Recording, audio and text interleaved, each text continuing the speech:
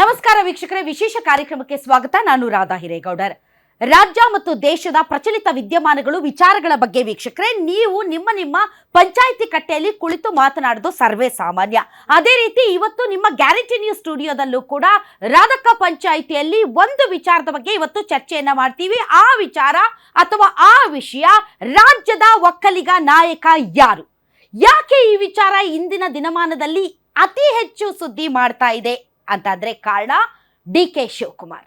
S, DK. Shivakumar ಅವರು ಹಿಂದಿನ ವಿಧಾನಸಭೆ ಚುನಾವಣೆಯ ಸಂದರ್ಭದಲ್ಲಿ ನೋಡಿ, ನೀವು ದೇವೇಗೌಡರಿಗೆ ಆಶೀರ್ವಾದ ಮಾಡಿದ್ರಿ, ಎಸ್.ಎಂ. ಕೃಷ್ಣ ಅವ್ರಿಗೆ ಆಶೀರ್ವಾದ ಮಾಡಿದ್ರಿ, ನನ್ನ ಕೈಗೂ ಒಂದು ಪೆನ್ನು ಕೊಡಿ ಅಂತ ಒಕ್ಕಲಿಗ ಸಮುದಾಯವನ್ನ ಬೇಡಿಕೊಂಡ್ರು.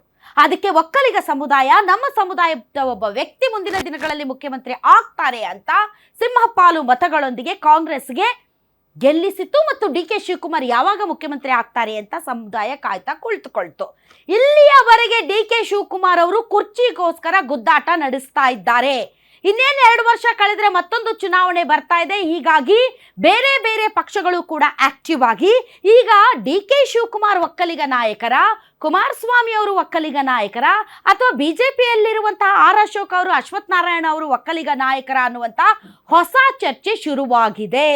2028ರ ಚುನಾವಣೆಯನ್ನ ದೃಷ್ಟಿಯಲ್ಲಿ ಇಟ್ಟುಕೊಂಡು ಒಕ್ಕಲಿಗ ಸಮುದಾಯದ ಮತಗಳನ್ನು ಸೆಳೆಯೋದಕ್ಕೆ ಎಲ್ಲಾ ರಾಜಕೀಯ ಪಕ್ಷಗಳು ಈಗ ಹವಣಿಸ್ತಾ ಇದ್ದಾವೆ. ಹಾಗೆ ನೋಡಿದ್ರೆ ಒಕ್ಕಲಿಗ ಸಮುದಾಯ ಸಾರಾಸಗಟಾಗಿ ಒಂದು ಪಕ್ಷ ಅಥವಾ ಒಂದು ನಾಯಕನ ಹಿಂದೆ ಬಿದ್ದಿದ್ದ ಉದಾಹರಣೆ ಇಲ್ಲ ನಮ್ಮ ರಾಜ್ಯದ ಇತಿಹಾಸವನ್ನ, ರಾಜಕೀಯವನ್ನ ನೋಡಿದಂತಹ ಸಂದರ್ಭದಲ್ಲಿ. ಬದಲಾದ ದಿನಮಾನಗಳಲ್ಲಿ ಜೆಡಿಎಸ್ ಪಾರ್ಟಿಗೆ ಒಕ್ಕಲಿಗರ ಅತಿ ಹೆಚ್ಚು ಸಿಂಹಪಾಲು ಮತಗಳು ಬಿದ್ದಿವೆ ಮತ್ತು ಈ ಪಾರ್ಟಿ ನಮ್ಮದು ಅನ್ನುವ ಭಾವನೆ ಆ ಸಮುದಾಯದಲ್ಲಿ ಇದೆ. ಕುಮಾರಸ್ವಾಮಿ ಅವರು ಈಗ ರಾಷ್ಟ್ರ ರಾಜಕಾರಣದಿಂದ ಮತ್ತೆ ರಾಜ್ಯ ರಾಜಕಾರಣಕ್ಕೆ ಮರಳುತ್ತಾ ಇರುವುದರಿಂದ, ಡಿ.ಕೆ. ಶಿವಕುಮಾರ್ ಅವರು ಕೂಡ ತಮ್ಮ ಸಾಮರ್ಥ್ಯವನ್ನು ಹೆಚ್ಚು ಮಾಡಿಕೊಂಡಿರೋದ್ರಿಂದ ಇಬ್ಬರೂ ಹಳೆ ಮೈಸೂರು ಭಾಗದಲ್ಲಿ ಒಕ್ಕಲಿಗ ನಾಯಕತ್ವಕ್ಕೋಸ್ಕರ ಹೆಣಗಾಡುತ್ತಿರುವುದರಿಂದ ಈಗ ಈ ಪ್ರಶ್ನೆ ಅತಿ ಹೆಚ್ಚು ಪ್ರಚಲಿತದಲ್ಲಿದೆ. ಏನದು ಪ್ರಶ್ನೆ? ಯಾರು ರಾಜ್ಯದ ಒಕ್ಕಲಿಗ ನಾಯಕ? ಇದೇ ಈ ಹೊತ್ತಿನ ರಾಧಕ್ಕ ಪಂಚಾಯಿತಿ.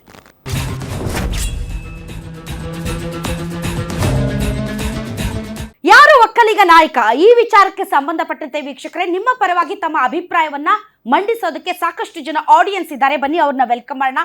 ತಮ್ಮೆಲ್ಲರಿಗೂ ಕೂಡ ರಾಧಕ್ಕ ಪಂಚಾಯಿತಿ ವಿಶೇಷ ಕಾರ್ಯಕ್ರಮಕ್ಕೆ ಸ್ವಾಗತ. ಇನ್ನು ಯಾರು ಒಕ್ಕಲಿಗ ನಾಯಕ ಅನ್ನೋದರ ಬಗ್ಗೆ ಮಾತಾಡೋದಕ್ಕೆ ವಿವಿಧ ಪಕ್ಷದ ಅತಿಥಿಗಳು ಸೇರಿದಂತೆ ಇಂಡಿಪೆಂಡೆಂಟ್ ಒಪಿನಿಯನ್ಗೆ ಒಕ್ಕಲಿಗರ ಸಂಘದಿಂದ ಒಬ್ಬ ಅತಿಥಿ ನಮ್ಮೊಂದಿಗಿದ್ದಾರೆ. ಬನ್ನಿ ಅವರೆಲ್ಲರನ್ನು ವೆಲ್ಕಮ್ ಮಾಡೋಣ.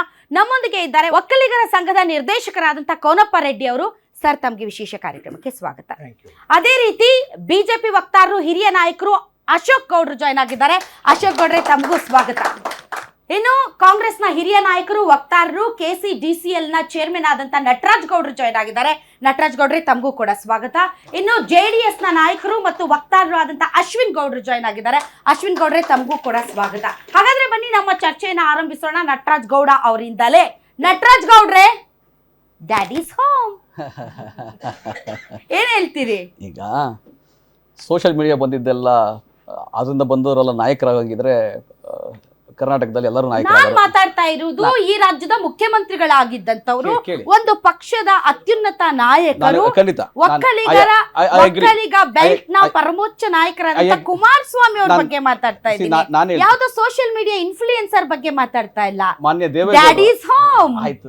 ಇರ್ಲಿ, ಮಾನ್ಯ ದೇವೇಗೌಡರು ಬಡತನದಲ್ಲಿ ಹುಟ್ಟಿ, ರೈತಾಪಿ ವರ್ಗದಲ್ಲಿ ಹುಟ್ಟಿ, ಕಷ್ಟಪಟ್ಟು ಹೆಜ್ಜೆ ಹಂತ ದಾಟ್ಕೊಂಡು ಸಂಘಟನೆ ಮಾಡಿ ರಾಜ್ಯ ಸುತ್ತಿ ಅವರು ಮುಖ್ಯಮಂತ್ರಿನೂ ಆದರು, ಪ್ರಧಾನಮಂತ್ರಿನೂ ಆದರು. ಆ ಅವಕಾಶ ದೇವೇಗೌಡರು ಸಿಕ್ತು. ನಿಜವಾದ ನಾಯಕ ಮಾನ್ಯ ದೇವೇಗೌಡರು.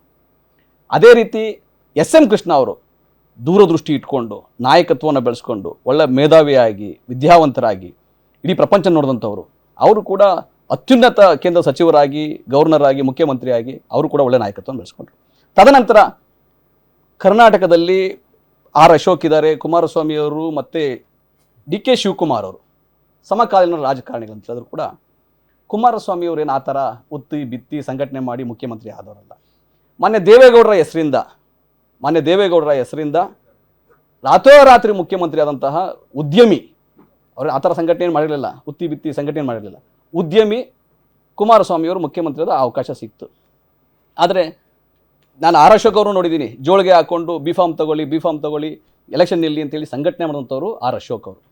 ಮೊನ್ನೆ ಡಿ ಕೆ ಶಿವಕುಮಾರ್ ಅವರು ಕೂಡ ಒಂದು ಕ್ಷೇತ್ರದಲ್ಲಿ ಪಂಚಾಯಿತಿಯಿಂದ ಗೆದ್ದು, ಅಸೆಂಬ್ಲಿಲಿ ಗೆದ್ದು, ಮಾನ್ಯ ದೇವೇಗೌಡರನ್ನ ಸೋಲಿಸುವಂಥ ನಿಟ್ಟಲ್ಲಿ ಬೆಳೆದು ಚುನಾವಣೆಗಳನ್ನ ಮಾಡಿ ರಾಜ್ಯವನ್ನು ಬಹಳ ಬಾರಿ ಸುತ್ತಿ, ಯುವ ಕಾಂಗ್ರೆಸ್ಸು ಅದಕ್ಕಿಂತ ಮುಂಚೆ ಅವರು ವಿದ್ಯಾರ್ಥಿ ಘಟನೆಯಿಂದ ಸಂಘಟನೆ ಮಾಡಿದಂಥವ್ರು.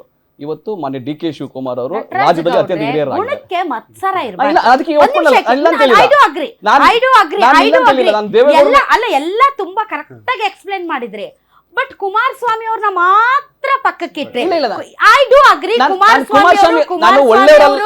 ಕುಮಾರಸ್ವಾಮಿ ಅವರು ಬೈ ಲಕ್ಕೋ ಬೈ ಚಾನ್ಸ್ ಅವರು ರಾಜಕೀಯಕ್ಕೆ ಎಂಟ್ರಿ ಆಗಿರಬಹುದು. ಎಂಟ್ರಿ ಆದ ಮೇಲೆ ಅವರದ್ದು ಯಾವುದೇ ಸಾಮರ್ಥ್ಯ ಇಲ್ಲ, ಅವ್ರು ಏನು ವರ್ಕೇ ಅವ್ರ ನಾಯಕರೇ ಅಲ್ಲ, ಅವ್ರ ಕಾಂಟ್ರಿಬ್ಯೂಷನ್ ಇಲ್ಲ ಅನ್ನೋದು ಎಲ್ಲ ಒಂದ್ ಕಡೆ ಅಸೂಯೆ. ಅಸೂಯೆ ನೀವು ಹೇಳ್ಬೋದು, ನೀವು ಅದು ನಿಮ್ಮ ವಿಶ್ಲೇಷಣೆ. ಅದು ನಾನು ಕುಮಾರಸ್ವಾಮಿ ಅವ್ರ ಬಗ್ಗೆ ನಕಾರಾತ್ಮಕ ನಾನು ಮಾತಾಡ್ತಾ ಇಲ್ಲ. ಯಾವ್ಯಾವ ರಾಜಕಾರಣಕ್ಕೆ ಹೆಂಗೆ ಎಂಟ್ರಿ ಆದ್ರೂ ಅನ್ನೋದ್ರ ಬಗ್ಗೆ ನಾನು ಮಾತಾಡಿದೆ.